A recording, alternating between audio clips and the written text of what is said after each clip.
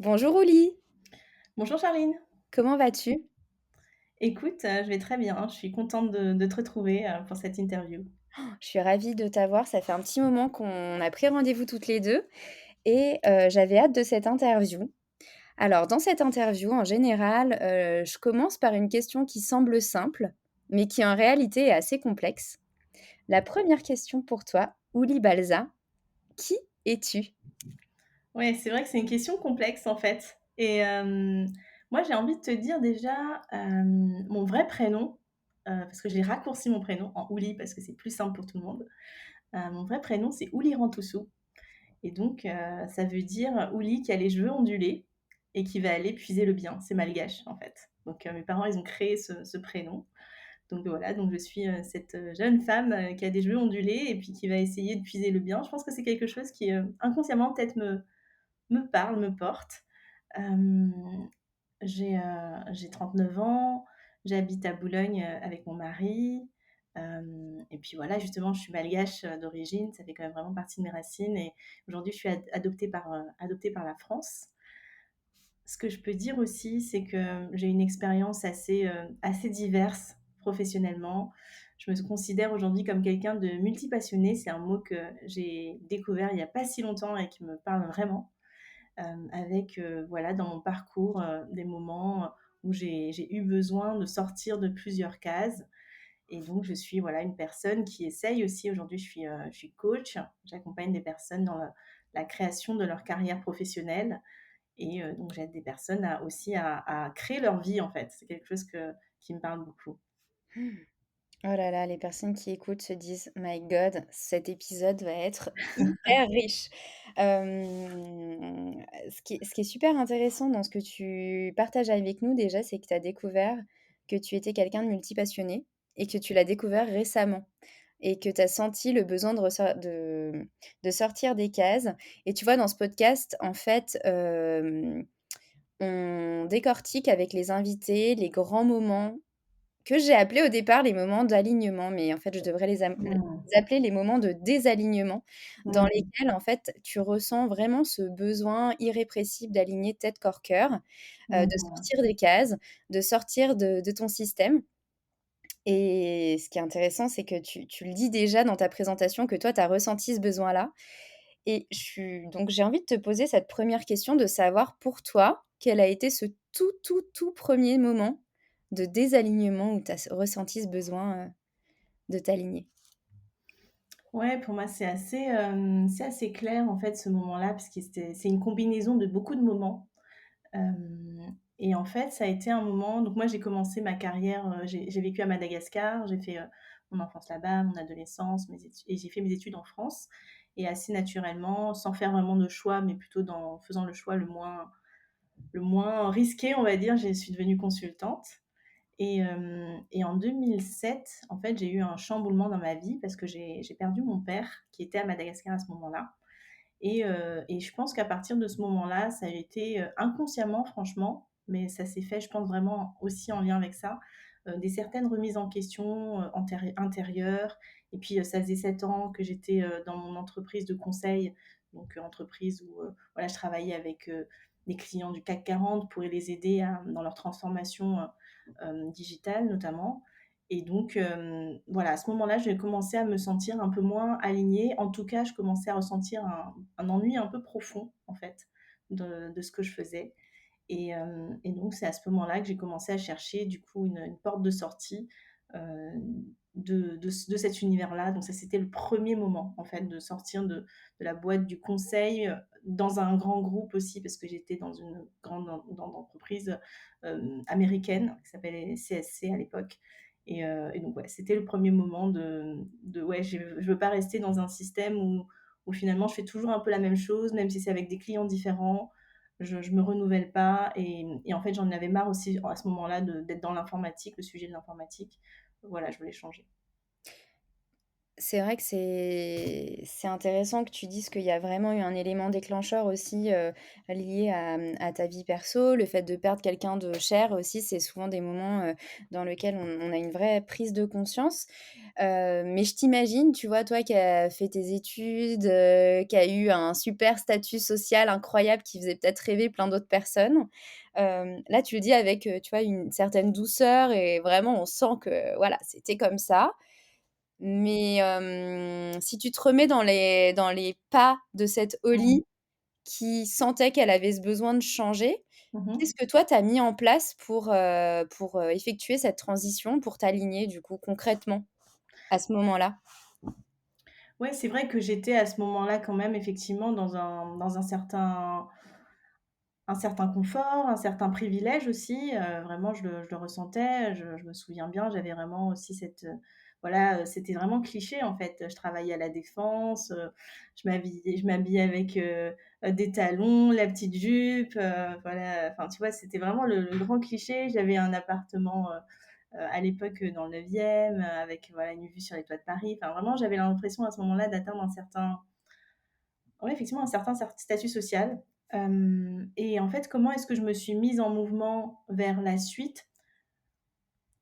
C'est vrai que c'est difficile de me redire exactement quoi, mais je sentais vraiment, en fait, à ce moment-là, que j'avais vraiment fait le tour de la question et et je m'ennuyais, en fait, vraiment. Je sentais une sorte de vraiment, lassitude un peu profonde et en fait, la première chose que j'ai vraiment faite, c'est d'essayer d'aller vers des sujets qui ressemblaient, mais qui étaient différents, en fait.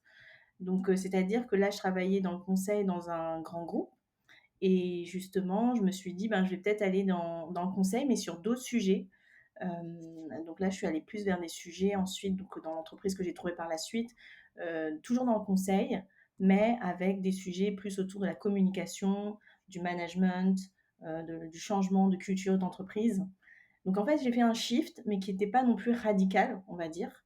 Et puis j'ai aussi je me souviens bien, je voulais sortir de la dimension de grand groupe où j'avais l'impression qu'on était un petit peu ballottés. En plus, voilà, il y a des transformations en interne et cetera.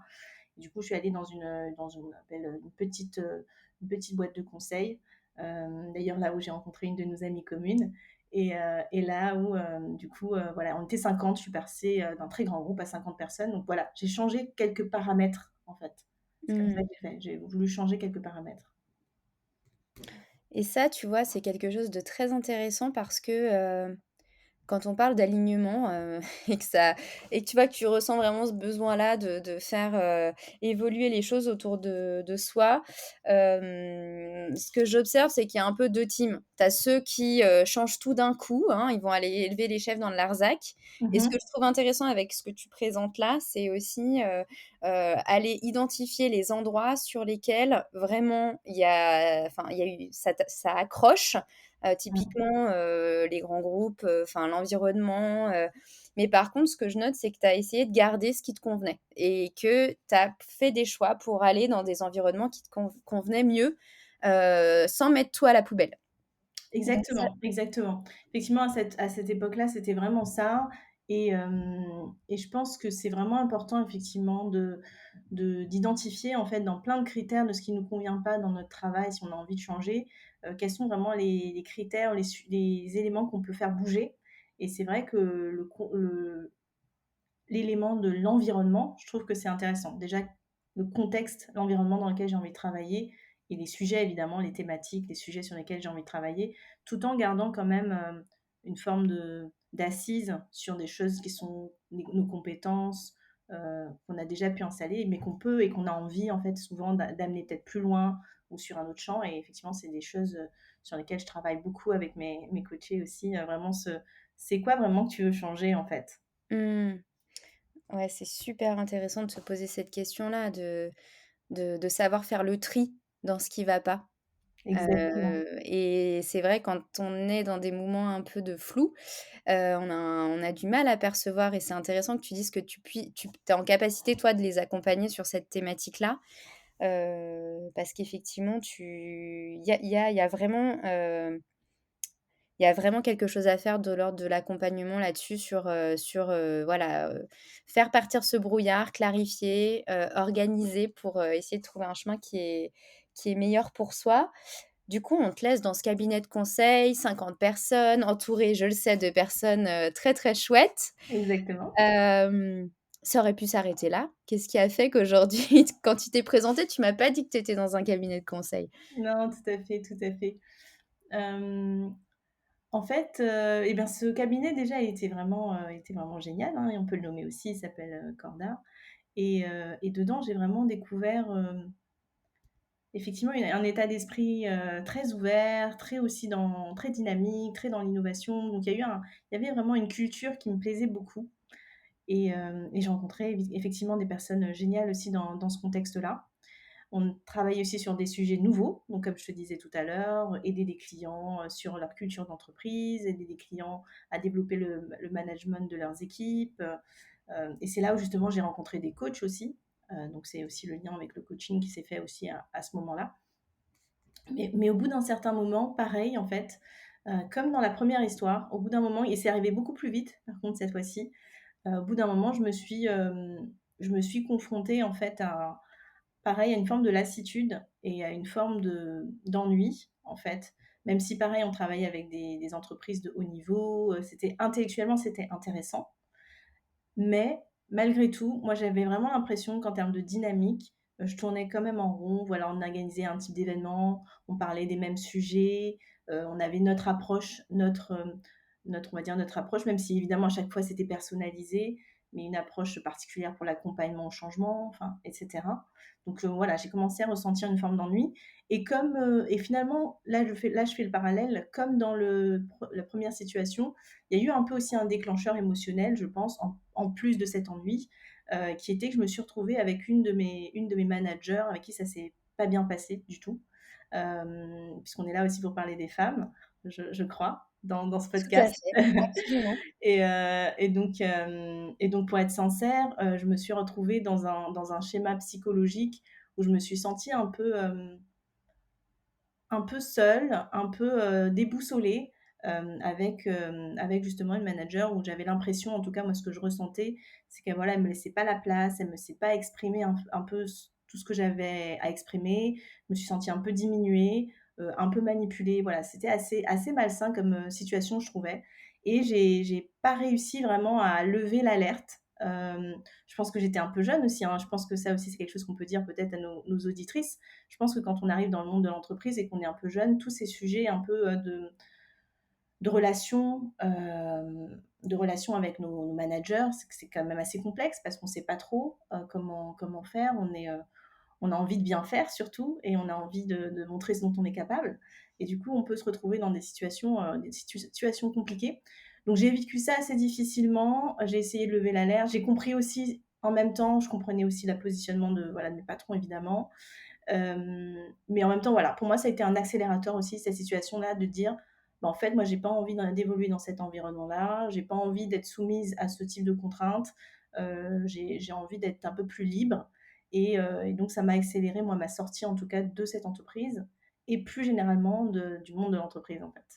Mmh.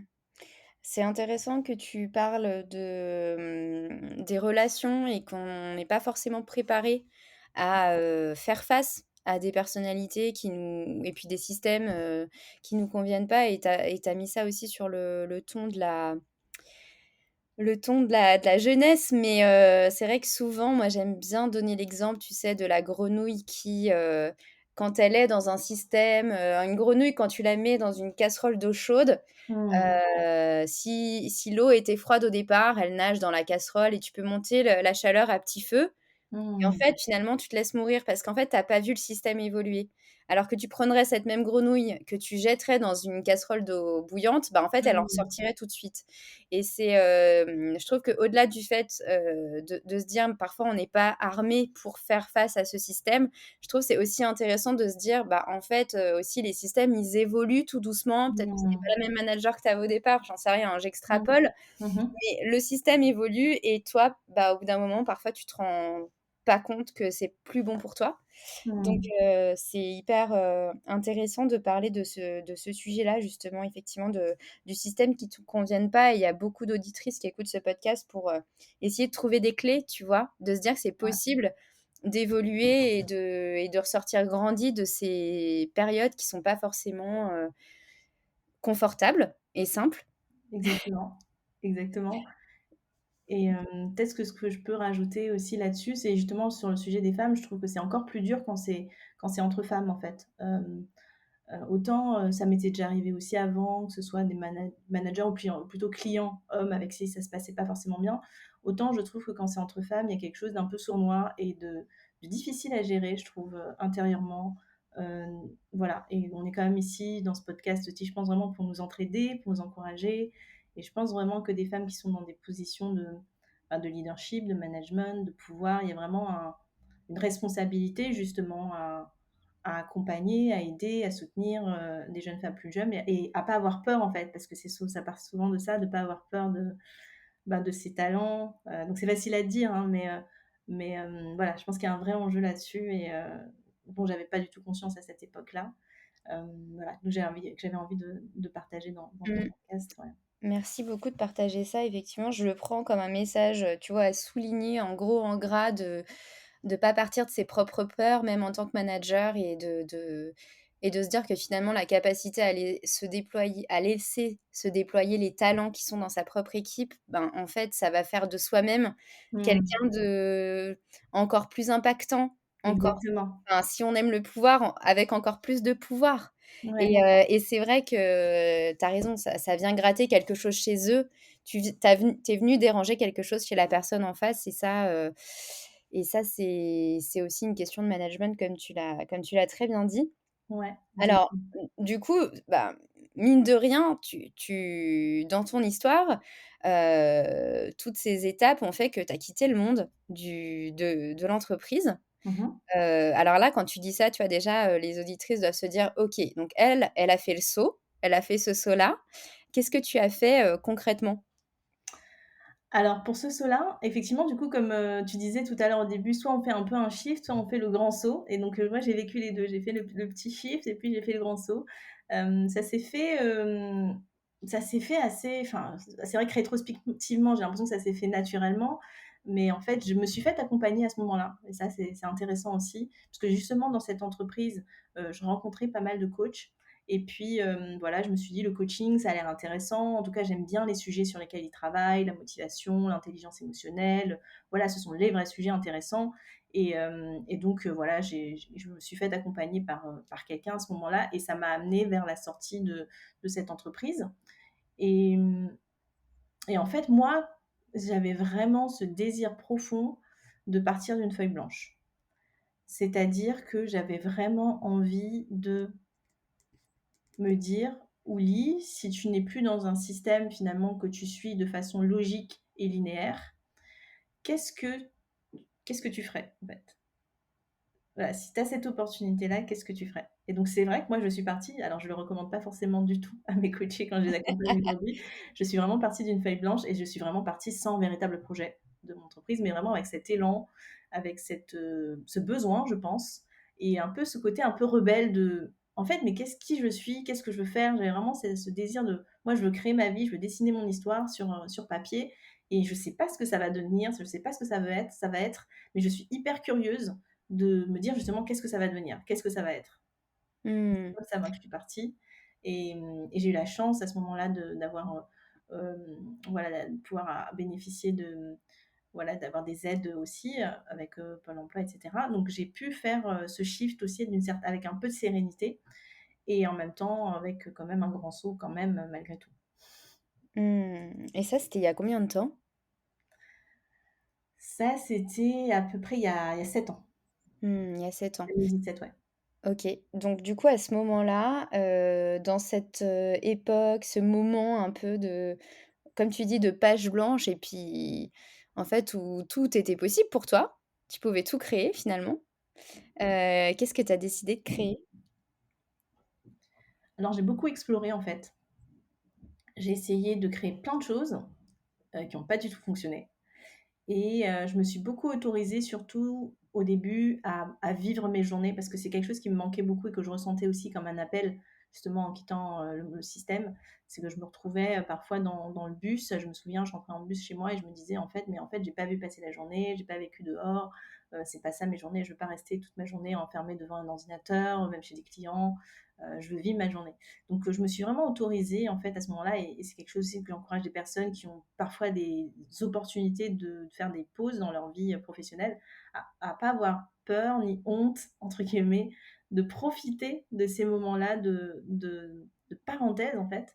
Donc moi je me souviens, moi les premières semaines, j'allais à la piscine tous les jours, enfin tu vois? Je faisais, je reconnectais à moi-même physiquement, je prenais du temps, j'étais très curieuse. Je participais à des événements auxquels j'avais jamais pu participer. Par exemple, j'avais participé à un startup week-end, je sais pas si tu connais? Oui, tout à fait. On en a un à Annecy, parce que moi je suis à Annecy, tu sais? Et on D'accord. a un startup week-end à Annecy.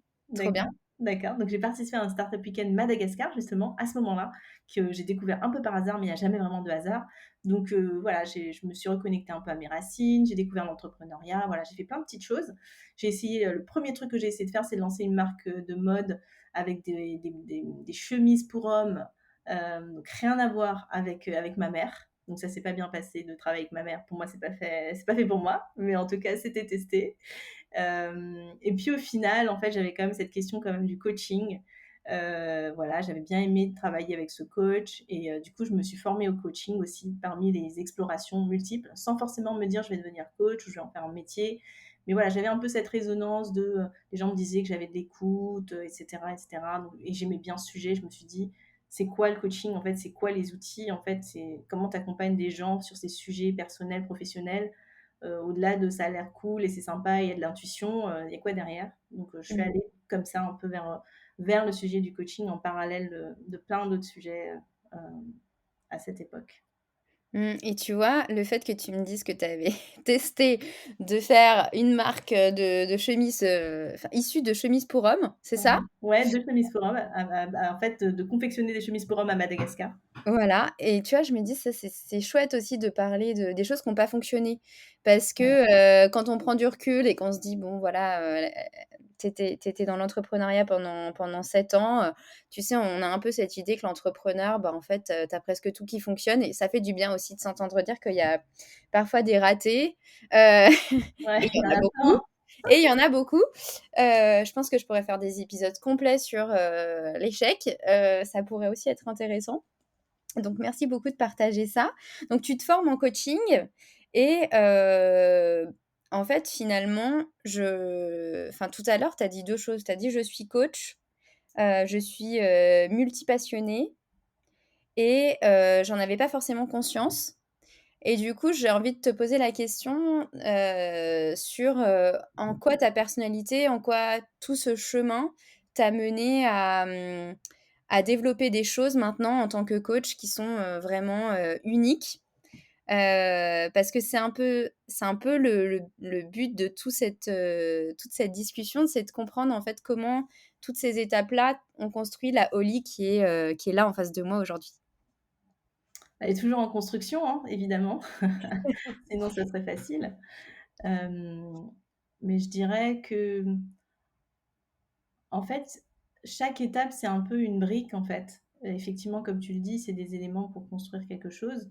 Si on prend l'exemple des chemises, par exemple, hem, à un moment donné, donc dans le chemin, j'ai rencontré une styliste de mode, à un autre moment de ma carrière et en fait, on s'est re je me suis relancée dans la mode, en fait, pendant 1 an. Donc ça fait partie d'une des parenthèses avant le coaching, juste le coaching et en fait, ça a été possible parce que j'avais déjà eu cette petite première expérience, donc je savais que c'était un sujet qui m'intéressait et puis avec elle, j'ai appris d'autres choses aussi. J'ai appris comment c'est de s'associer avec quelqu'un, la difficulté que ça peut être et cetera. Donc j'ai appris d'autres éléments dans cette expérience-là et aujourd'hui, en fait, dans comment ça m'a construit tout ça, je dirais qu'aujourd'hui, déjà, j'ai vraiment, je suis assez fière, en fait, d'avoir vraiment eu un panel d'expériences différentes, que ce soit dans l'entreprise. J'ai fait aussi 1 an en associatif pendant toute cette expérience-là. J'ai travaillé pour Led by Her, une association qui aide des femmes victimes de violences à entreprendre et j'ai organisé un événement, un hackathon. Donc tout ce panel d'expériences déjà en termes de situation, en termes de contexte, en termes de personnes que j'ai fréquentées. Tout ça, ça crée une vraie diversité en fait d'expériences pour moi et du coup en termes de compétences, en termes d'accompagnement, parce que du coup je comprends pas tout parce que voilà, j'ai pas non plus tout vécu, mais je quand même comprends vraiment beaucoup de situations professionnelles que peuvent vivre les personnes que j'accompagne, qu'elles soient en association, en entreprise, qu'elles soient entrepreneurs, qu'elles aient envie d'être entrepreneurs, qu'elles aient envie de faire plein de choses différentes, mais qu'elles n'y arrivent pas, qu'elles savent pas comment choisir entre toutes ces choses-là. Donc je comprends un peu tout ça. Et moi, comment j'ai pu, et peut-être une clé hein, dans tout ça pour les personnes, s'il y en a qui sont multipassionnés, parce que c'est quand même aussi un trait de caractère, j'ai envie de dire, de ce côté, j'ai envie de tout, mais en fait, j'arrive pas vraiment à avancer, j'arrive pas vraiment à choisir, j'ai peur de renoncer à quelque chose, parce que sinon je me dis, bah voilà, je renonce au reste, donc je n'ai pas envie de vraiment de me lancer. C'est vraiment finalement de réussir à un moment donné, et je pense que ça peut prendre du temps, c'est une question d'émergence comme tu dis, hem, justement de rassembler tous ces éléments-là, en tout cas plusieurs de ces éléments-là dans un projet. C'est-à-dire, finalement décider à un moment donné, je vais prendre, voilà, je vais tester cette voie-là, mais je vais essayer d'y mettre peut-être plus d'énergie parce que justement je me rends compte que ce truc-là, j'arrive quand même à le tenir sur un peu plus de temps que le reste. Ce truc-là, on me reconnaît peut-être un peu plus facilement aussi sur ces sujets-là.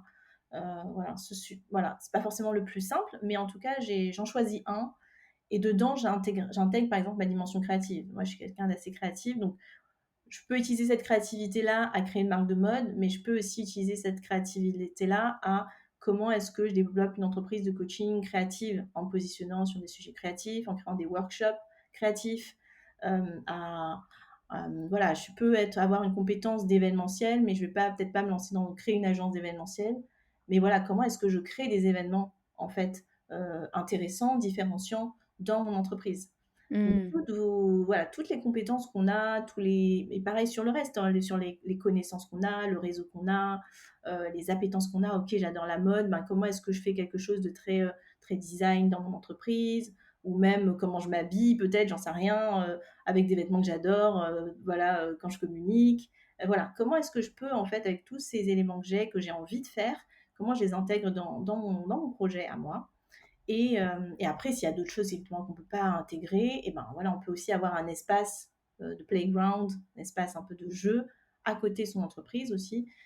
On n'est pas obligé de tout faire non plus dans son projet, voilà, pour continuer à se nourrir et différencier ça de son projet. Mais en tout cas, pour les passionnés, moi, je trouve que c'est vraiment intéressant de réfléchir à comment j'intègre tout ça au maximum pour faire ma différence et ma valeur aussi dans mon entreprise. Mmh. Les gens ne nous voient pas, mais je bois tes paroles parce que je trouve que déjà, tu vois, les caractéristiques que tu donnes sur le profil type multipassionné, je pense qu'il y a plein de personnes qui vont écouter ce podcast et qui vont se dire: «Oh, mais c'est exactement ce que je ressens». Tu sais, cette peur de laisser tomber quelque chose et si tu prends une voie et de se dire: «Mais en fait, peut-être que je vais je vais pas prendre la bonne décision», et que moi j'adore faire ça aussi. Enfin, je pense que vraiment Mmh. ça va parler à pas mal de personnes, en fait. J'ai l'impression qu'on Oui, est quand même assez nombreux oui. et aussi j'ai l'impression que c'est une espèce de constitution de notre société que de nous dire: «Il faut que tu rentres dans cette case» et puis en fait, c'est Mmh. plus une case, c'est une autoroute et puis en fait, il y a pas vraiment de porte de sortie, enfin de sortie de cette autoroute. Mmh. Donc ça fait du bien de t'entendre et aussi j'aime beaucoup ce que tu proposes en parlant, sur tous les aspects de la vie. C'est-à-dire que si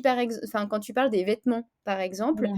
la capacité à se dire: «Bah, peut-être que je fais un métier qui est pas si créatif que ça, mais par contre je peux être créatif dans la manière dont je m'habille et je communique et cetera» et ben, je trouve à ma manière ma singularité pour me développer avec, beaucoup de créativité, si c'est ça qui fait que j'ai des petits papillons dans le ventre, quoi, tu vois? Exactement, Et je trouve exactement. que bon, voilà, moi, tout ça, je trouve que c'est hyper enthousiasmant et du coup, de ce que tu observes dans les personnes que tu accompagnes, Mmh mh. les personnes qui développent on peut appeler ça cette singularité, en quoi c'est vraiment un vecteur de succès pour ces personnes? Mmh. Je pense que, aujourd'hui, on est dans une société où il y a beaucoup d'informations, il y a beaucoup de propositions, tout le monde veut se mettre à son compte, tout le monde veut trouver du sens, enfin voilà, on est vraiment dans une et en même temps, c'est normal aussi parce qu'il y a des urgences, il y a des enjeux qui sont grands et c'est vrai que moi, j'aime bien, parler justement dans ce cadre-là de leadership singulier. C'est un peu un terme que j'ai créé qui est, vraiment de se dire en fait, on a vraiment besoin aujourd'hui justement de personnes qui, vont à la racine de qui elles sont, qui, acceptent, qui aiment, qui choisissent en fait, qui elles sont, qui se rechoisissent aussi, hein, parce que voilà, on a tous des phases d'ombre et de lumière et d'accepter tout ça. Mais en même temps, c'est cette personnalité unique, c'est ce cocktail unique, j'ai envie de dire, qui fait vraiment, qui fait vraiment justement qu'on est tous singuliers, qu'on est tous différents. Et à partir de ça, en fait, on peut faire chacun, si on en a l'audace, si on s'autorise à le faire, on peut chacun faire une proposition différente. Qu'on soit en entreprise, qu'on soit pas en entreprise, quelle que soit notre vie, en fait, on peut faire une proposition. Et en quoi ça peut changer les choses pour nous, en quoi ça peut nous différencier, ben, en quoi ça aide en tout cas les personnes que j'accompagne aussi, ben, tout simplement je pense qu'on a tous quand même ce besoin d'apporter sa pierre à soi, à l'édifice, qu'elle soit petite, qu'elle soit grande. Je pense qu'on a quand même ce désir avoué ou pas, en fait, en tout cas, de se dire, ben, moi j'ai apporté ça, moi j'ai créé ça, moi j'ai contribué à ça, en fait. Et, et ça, on peut le faire de façon personnelle, de façon unique. Et je pense que ça apporte une certaine fierté d'oser être qui on est, d'oser faire ce qu'on a vraiment envie de faire. Une joie aussi évidemment de le faire. Et c'est un chemin bien sûr parce que c'est pas si facile, mais ouais, je pense que c'est une invitation et une, une concrétisation d'à la fois un désir, une aspiration, et puis de rencontrer, comme on dit, hein, je me souviens plus qui a dit ça, mais quand nos talents rencontrent les besoins du monde, il se passe quelque chose, quoi. Et ouais, c'est un peu cette rencontre peut-être aussi, cette rencontre justement un peu authentique, je pense, que peut inviter d'être singulier, d'être soi, et de pas être quelqu'un d'autre, quoi, que Mmh. soi-même. Très honnêtement, ça fait bon, déjà, ça a toute sa place dans ce podcast. Ici, il y a tellement de enfin, j'ai eu à cœur qu'il y ait énormément de profils différents, tu vois? Pour se dire qu'il y a, vraiment un panel, de personnalités aussi large que le nombre de personnes qu'il y a sur cette terre, tu vois? Donc je trouve que ton discours résonne, complètement, en tout cas ici. Et je trouve ça super intéressant aussi de se dire que je note un peu ça comme ça, de se dire que de toute façon, en fait, la place des autres est déjà prise. Mmh. Donc si tu veux, il y a tellement de propositions dans le monde que si tu arrives pas à aller creuser cette singularité qui, en plus, va te permettre d'être aligné avec toi-même, avec qui tu avec et puis te donner tout à l'heure, tu as utilisé le terme avoir la capacité à passer sur ce projet-là plus de temps que sur les autres projets, qui Mmh. pour, à mon avis, les multipassionnés est clairement, Mmh. le critère qui permet de savoir si on est sur la bonne voie ou pas. Mmh. Et je trouve ça super intéressant de se dire, bah, en fait, ouais, voilà, renforce enfin, aller presque 2 crans plus loin sur cette thématique parce que c'est ça qui vous permettra de développer les bons projets, la bonne communication et de faire en sorte que ça fonctionne pour vous. Et j'ai même envie de dire, par rapport à tout ton parcours, c'est en tant qu'entrepreneur, entrepreneuse, mais également en tant que salarié, enfin, je veux dire dans tous les environnements possibles. Donc, écoute, merci beaucoup pour tout ça, c'est vraiment, super intéressant. Hem, une question pour toi qui est quelqu'un de très créative. Justement, tu as l'air de voir la créativité comme quelque chose de très, j'allais dire holistique. Hem, j'aimerais bien que tu nous parles un tout petit peu plus de ce que ça veut dire pour toi, un coaching créatif. Mmh. Ah, intéressant. Un coaching créatif. Hem, En fait, pour moi, un coaching, déjà, c'est plutôt une co-création. C'est-à-dire que, quand j'accompagne quelqu'un, on co-crée, en fait. C'est pas que moi qui lui dis des choses, c'est pas que elle, c'est vraiment une co-création. Donc, c'est à la fois une image de ping-pong et une image de on marche côte à côte et une image de des fois je te tire, des fois je te pousse. Voilà, c'est ça. Et dans le côté, coaching créatif, ça va te parler, hein, par rapport à ton parcours aussi, toi, d'apprentissage. Il y a vraiment aussi ce côté où on est vraiment aussi présent, hein, on est vraiment aussi dans la présence, on est vraiment avec ce qui est présent, ici et maintenant, ce qui émerge ici et maintenant. Et la créativité, elle est aussi là, en fait, elle est dans qu'est-ce qu'on peut créer ici maintenant avec ce que tu es, ce que tu veux, ce que tu aimes, ce que le monde a besoin, avec tes contraintes aussi, avec tes enjeux. Qu'est-ce qu'on peut créer ensemble pour que voilà, tu avances, en fait, tout simplement dans la direction qui t'inspire, qui te connecte, et sans exigence non plus, je pense, sans une forme d'exigence trop dure, parce que sinon ça marche pas en fait. La créativité, quand on est trop stressé, quand on est trop rigide, quand on veut absolument atteindre ce point-là, ça marche pas en fait. Dans la créativité, on a besoin d'espace, on a besoin de confiance aussi, bien sûr. On a besoin de laisser des choses être et puis après de choisir, en fait, dans ce côté un peu brainstorming. Et puis après, voilà, on atterrit, on passe un peu en comment on appelle ça? J'ai pas l'image, mais tu vois, quand on descend, en fait, on atterrit. Donc, divergence, convergence, voilà. Donc, on ouvre un peu les possibles ensemble, et puis après, on crée ensemble justement le chemin. On co-crée le chemin le plus juste pour toi, le plus aligné pour toi, aujourd'hui, en fait. J'aime bien le côté aussi aujourd'hui, parce Mmh. que du coup, ça laisse tous les rêves possibles aussi, hein. Voilà, on n'est pas obligé de fermer les rêves. Mais il y a aussi le aujourd'hui, qu'est-ce que je veux créer, qu'est-ce que je vais créer, qu'est-ce que j'ose créer, et comment je l'inscris aussi ce rêve-là dans la réalité, parce que c'est le challenge justement aussi des créatifs, hein. C'est ce côté, j'ai plein d'idées, j'ai plein d'envies, j'ai plein d'aspirations, mais en fait, aujourd'hui, qu'est-ce que je fais, quoi? Concrètement, aujourd'hui, ça vient quoi? Il y a un peu cette peur de finalement, je vais faire mal, ou je fais pas, c'est pas aussi bien que dans ma tête ou dans mon rêve, donc je le fais pas, ou j'abandonne tout de suite parce que c'est pas aussi joli que je l'imaginais. Et donc, il y a aussi voilà, cet enjeu de création concrète aussi sur le terrain, sur le terrain, ouais, ouais, de réaliser ce projet, ce rêve, ce désir. Mmh. C'est, vraiment super intéressant. J'imagine que les créatifs qui nous écoutent, ça doit énormément leur parler. Le côté, avoir quelqu'un qui est en partenariat avec toi pour te permettre de faire émerger quelque chose qui, à un instant T, est bon pour toi.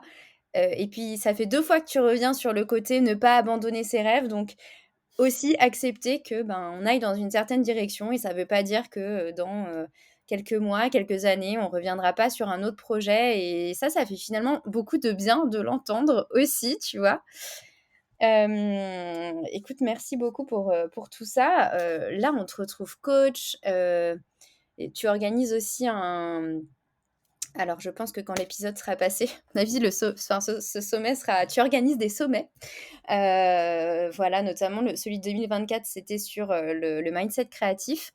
Donc c'est vraiment, tu vois, des formats aussi qui dans la cré enfin moi j'observe aussi de la créativité dans les formats que tu proposes.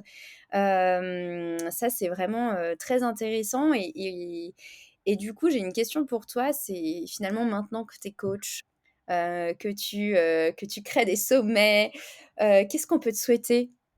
Mmh. On peut me souhaiter, bah, de continuer à créer, de continuer à rester inspirée, hem, d'asseoir aussi quelque chose, on va dire, de plus concret aussi d'un point de vue business, hein, parce que c'est quand même aussi l'enjeu si on a des entrepreneurs entre nous.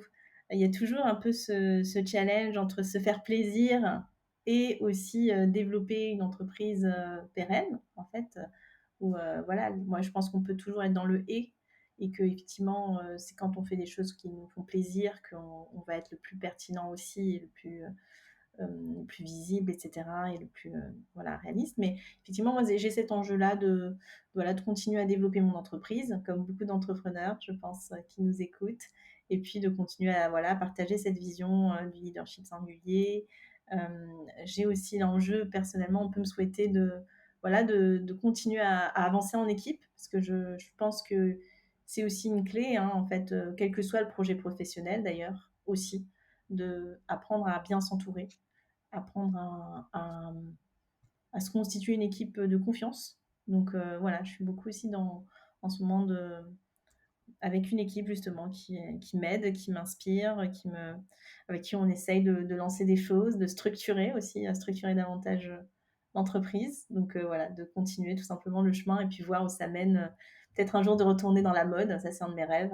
Donc à voir. Un jour peut-être je reviendrai sur ton podcast pour te parler de Oh, mon entreprise de j'aurais mode dans hâte. je sais pas combien d'années, Charline. Je sais pas, mais enfin, en tout cas, on peut souhaiter, mutuellement que ce podcast perdure et que, il y ait plein de personnes alignées et que toi, tu t'alignes aussi sur le sujet de la mode et tu sais quoi? J'ai failli te poser la question en te disant: «Tu es en train de me dire qu'à plusieurs reprises, tu as parlé de mode, donc c'est un projet que tu as laissé finalement en stand-by pour l'instant» et Exactement, ouais. exactement et tu parlais tout à l'heure des rêves. Je pense que c'est important de rêver. Dans un des profils de personnalité, je sais plus exactement lequel.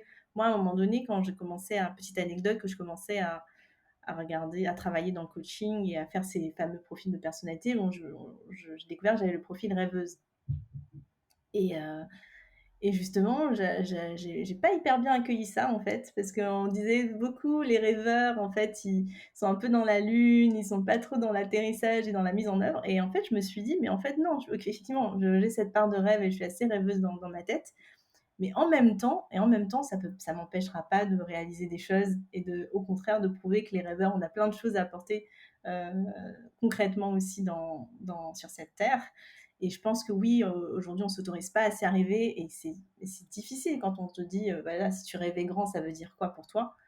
C'est difficile, c'est une question qui est difficile parce qu'on se projette pas souvent et c'est difficile d'ouvrir ce mindset-là. Mais en même temps, on en a besoin en fait de s'inscrire dans ça, de s'inscrire dans des choses qui nous inspirent, même si ça se réalise aujourd'hui ou demain. Et par exemple, effectivement, cette histoire d'entreprise de mode, c'est quelque chose clairement qui m'intéresse, qui m'inspire. Je sais que ça demande beaucoup d'investissement maintenant que j'ai eu ces expériences, donc je construis aussi sur ces expériences passées. Ça, voilà, ça demande vraiment un terme d'investissement financier, ça demande du réseau, ça demande beaucoup de choses. Et donc, du coup, je construis d'abord autre chose et je reviendrai peut-être plus tard, Inch'Allah, dessus. Mmh. Oui et puis, tu vois, c'est tellement drôle que tu parles de profil de personnalité et là, toi, en l'occurrence, c'est un profil rêveur où tu dis: «Bah non, en fait, moi, je préférerais être, carrément, tu vois, par exemple, la performante, celle qui, tu vois, qui réussit à accomplir les choses». C'est un message, je pense, qu'on peut complètement faire passer aux auditrices, c'est que très souvent, on voit le côté, un peu négatif, on s'auto-sabote très souvent par rapport à, tu vois, nos capacités et on aimerait bien être plus comme ci ou comme ça et en fait, je trouve ça intéressant parce que c'est un peu un chemin vers accepter, Mmh. en quoi le fait d'être rêveuse peut, être source plutôt de joie et de garder ce tu vois, ce projet-là comme une petite lueur, qui brille et qui arrivera un certain jour quand ce sera le bon moment. Et même pour justement les personnes qui sont pas des rêveurs, le fait de se dire, bah, déjà de s'autoriser à se poser cette question de: «Si je rêvais grand, ce serait quoi?» Enfin, tu vois, moi, je trouve que c'est une question hyper impactante qu'on ne s'au effectivement, on s'autorise pas du tout à se poser, et surtout quand je me remets dans les chaussures de moments de très fort désalignement, en fait, on n'en est même pas là. On est Mmh. juste en train d'essayer de survivre. Donc si tu veux, Mmh. le rêver grand, on n'y est pas du tout. Donc c'est chouette que tu nous parles de rêves, c'est chouette que tu nous montres que, bah, en fait, tu as des rêves en stand-by, si je peux les appeler comme ça Exactement, exactement. et aussi que tu nous invites à justement, développer notre propre perception de ce qu'est, enfin voilà, que tu nous invites à se raccrocher à cette capacité à rêver, donc ça, c'est vraiment génial. Écoute, je note tout ça. Pour les personnes qui nous écoutent, et même j'ai envie de faire un petit focus sur le côté, multipassionné. Quels sont les 3 conseils que tu aimes donner à ces personnes-là pour, qu'elles s'alignent, tout simplement? Mmh. Pour les personnes qui sont multipassionnées, déjà quelque chose que je pourrais leur dire, ben, c'est ce que tu viens de dire, hein, mais c'est tellement la base, c'est déjà d'accepter, en fait, d'accepter et d'aimer, vraiment de chérir ce côté multipassionné, de pas le voir comme un défaut ou comme un truc dont on en a marre et je veux plus être comme ça, ce serait tellement mieux, si j'étais juste focus sur un truc et que j'allais loin sur un truc. Non, en fait, déjà d'accepter son profil, comment on est, de s'accepter pleinement et de ouais, travailler sur l'amour, l'amour de soi et l'amour de qui on est. 2, ce serait, bah, d'en faire justement un atout, justement, d'en faire une force en fait de cette dimension-là. Et donc ça veut dire, aller creuser justement, cette singularité-là, aller creuser finalement avec, tout ce que je suis capable de faire, un peu l'histoire des briques, hein, Mmh. avec toutes ces briques, toutes ces palettes de couleurs, toutes ces envies, toutes ces, aspirations, passions. Qu'est-ce que je pourrais faire? Qu'est-ce que j'aurais envie et qu'est-ce que je pourrais faire, d'intéressant, hein, tout simplement. Et enfin 3, hem, je pense qu'il faut, vraiment aussi miser sur cette singularité-là pour apporter de la valeur là où on est.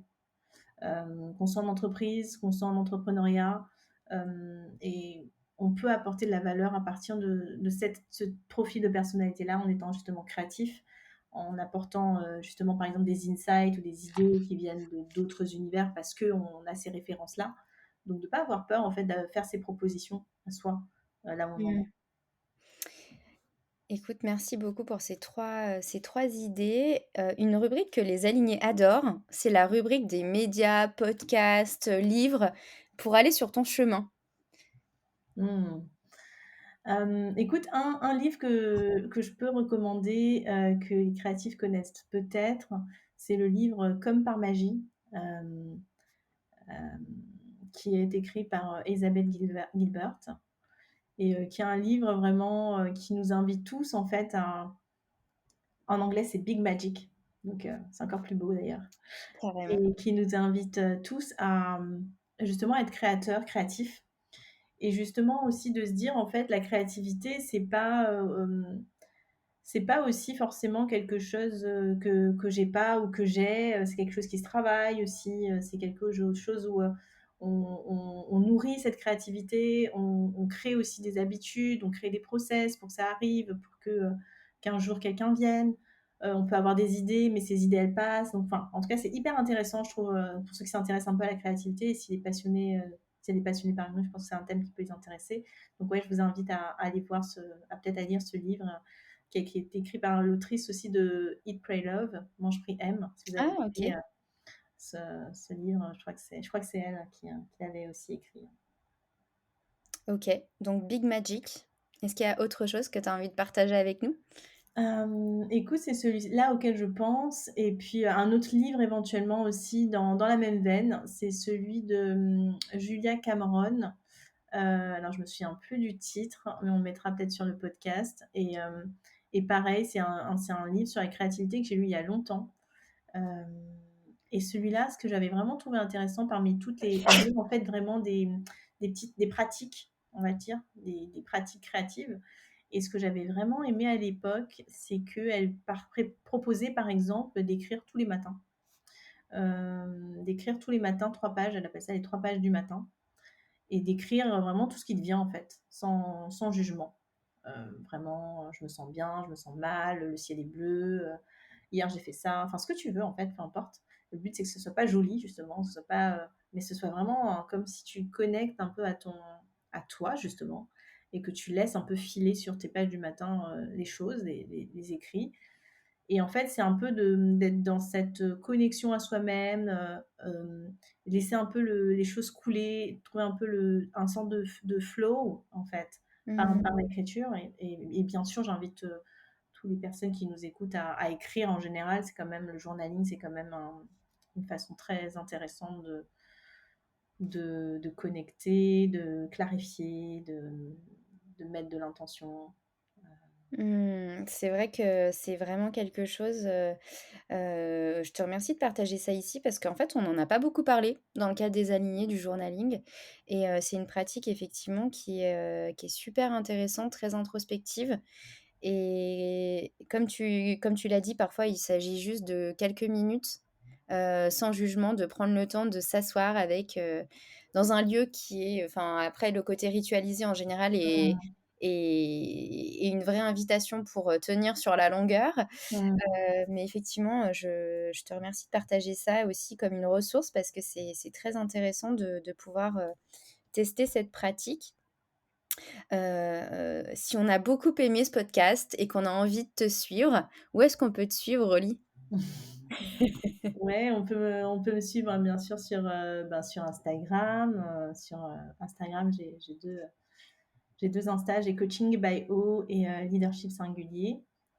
Et puis on peut me retrouver aussi sur LinkedIn, Ouli Balzar, ou sur mon site internet coachingbyo.com. Génial. Écoute, je te remercie, beaucoup pour, ce partage. C'était vraiment super intéressant pour moi aussi, hein. Écoute, c'est un partage qui fait du bien, on va dire. Et puis en fait, finalement, je te donne rendez-vous dans quelques années pour parler mode. Exactement, ce serait trop bien. À bientôt, Ouli. À bientôt et merci beaucoup Charline aussi pour ton invitation et ce moment inspirant partagé ensemble. Merci. Ne quitte pas!